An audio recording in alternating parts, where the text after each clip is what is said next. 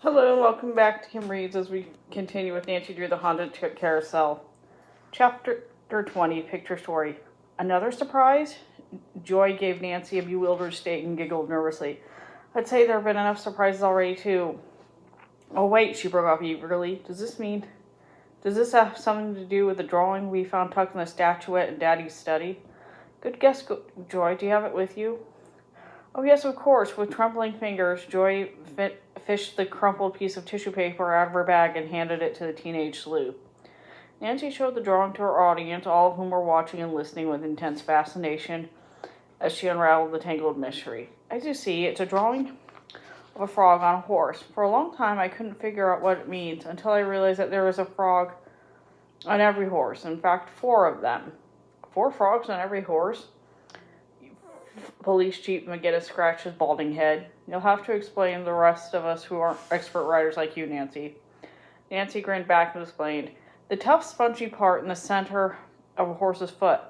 I mean the part enclosed by the hard hoof. It's called a frog. Nancy gestured toward the carousel horse. Since Gloria is a lead horse rather than a jumper, she has 3 feet on the ground and only 1 upraise. So I'm sure that Mr. Penn's sketch of a frog on a horse that was intended to draw Joy's attention to this one particular foot.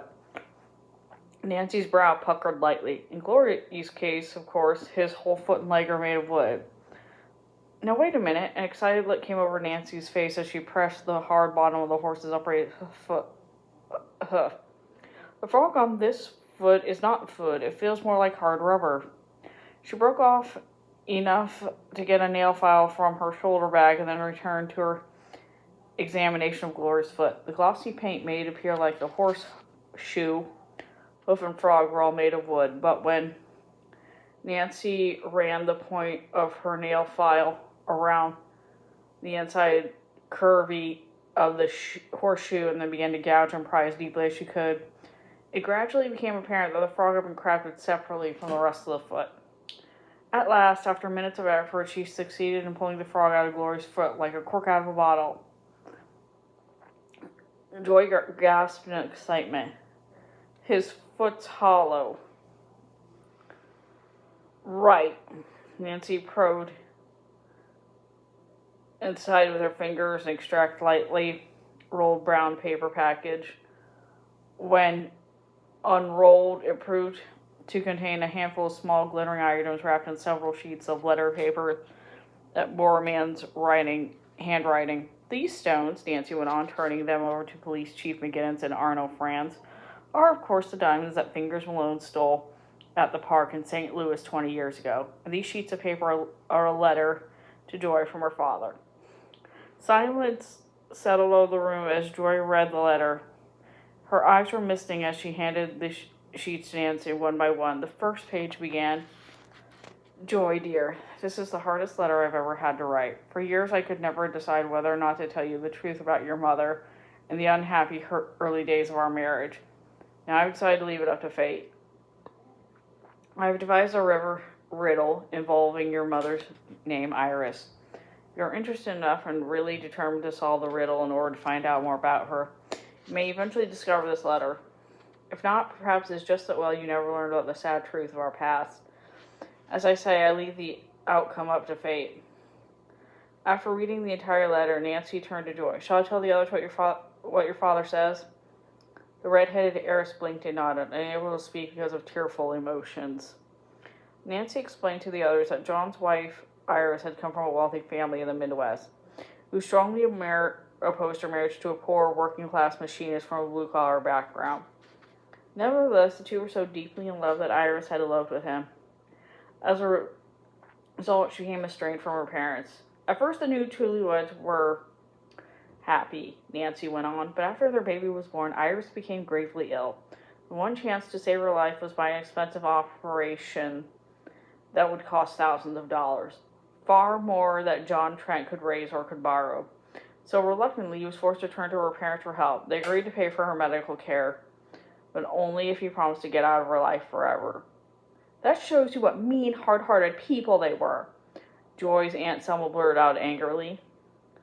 It seems to us now, said Nancy with a sigh, But no doubt they too were unhappy over their daughter's plight. Anyway, John finally and sadly agreed to their demands. When he left, he took the baby with him and covered his tracks by changing his name from Tobin to Trent. Later, his letter said he learned that his wife had undergone a series of delicate operations which saved her life but left her a permanent invalid. During the remaining months, she had to be kept on a life support system, so he was never able to communicate with her, even secretly. From that time on, Nancy said, John Trevor suffered bitterly from his feelings of guilt, wondering if he had done the right thing. Joy, who was so deeply moved at last learning about her mother, murmured, "Oh, how I wish I could have known her. I don't even have a picture of her." Nancy smiled at the girl. "Perhaps not, but you do have someone who looks very much like her." Again, Joy stared at the teenage sleuth. I don't understand. What do you mean?" Instead of replying, Nancy opened the door and beckoned someone to come inside. An attractive woman with dark reddish-brown hair walked into the room. "This is Mrs. Rose Harrod," Nancy announced to the wide-eyed girl. "Your mother's twin sister." Joy uttered a cry of astonishment. Mrs. Harrod, who had by now had completely recovered from her kidnapping ordeal, came to her smiling, outstretched arms, and gathered in a fond embrace. "Oh, Joy, dear, I've been trying so long and so hard to find you." It was a highly emotional moment. Both Rose Harrod and Joy were soon weeping tears of happiness. Rose then filled the missing parts of the story.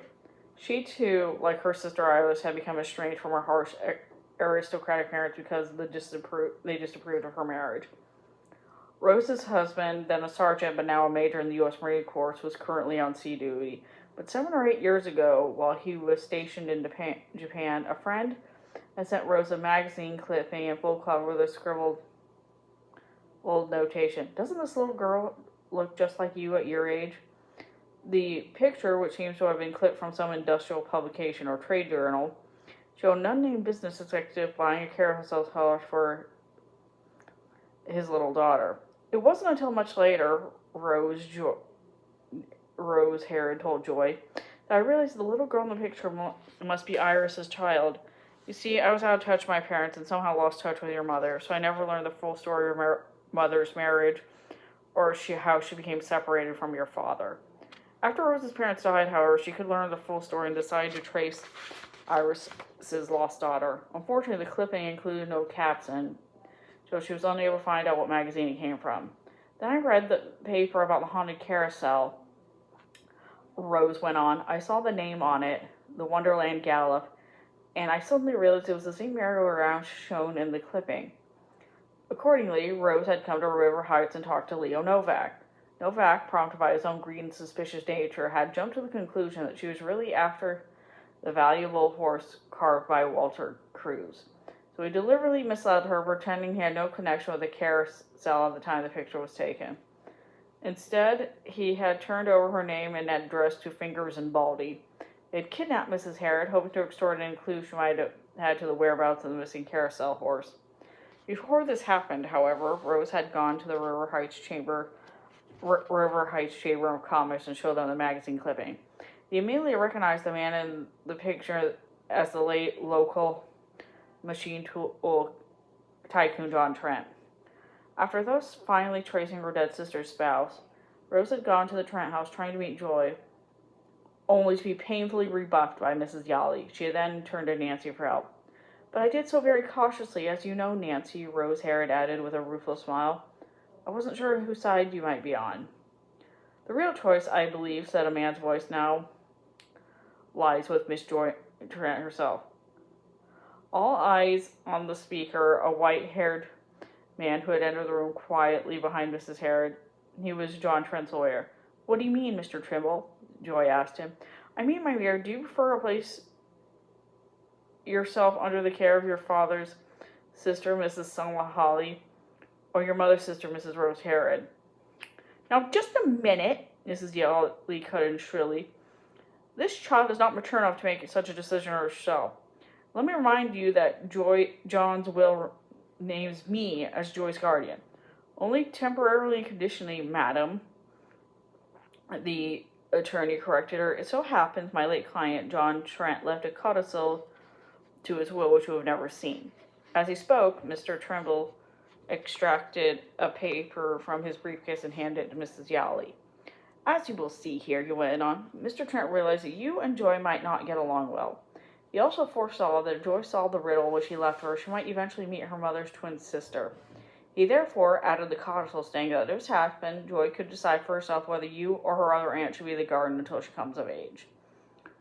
With a glad cry, Joy rushed to Rose Harrod's embrace. Brilliant flashes blazed in the playroom as reporter Rick Jason raised his camera and began snapping photos. For a fleeting moment, Nancy wondered if her next mystery would be exciting as this one. She would know very soon when she accepted the challenge of the enemy match. Her blue eyes twinkled as she whispered to Ned, those two crooks, Fingers and Baldy, will have to stand trial, but I think of one case at least that has just been settled out of court. And that is the end of the Haunted Carousel. Thanks for listening. Hope you enjoyed it.